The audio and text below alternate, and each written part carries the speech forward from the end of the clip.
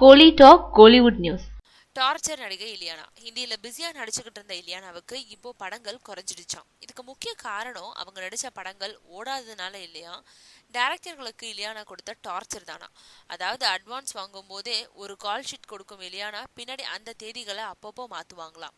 ஆனா அப்படி மாத்தி கொடுக்கும் நாள்ல டைரக்டர்கள் படப்பிடிப்பு வச்சா அதுக்கும் குறிச்ச நேரத்துல போக மாட்டாங்களாம். பாதி நாட்கள்ல மதியத்துக்கு பிறகுதான் என்ட்ரி கொடுப்பாங்களாம்.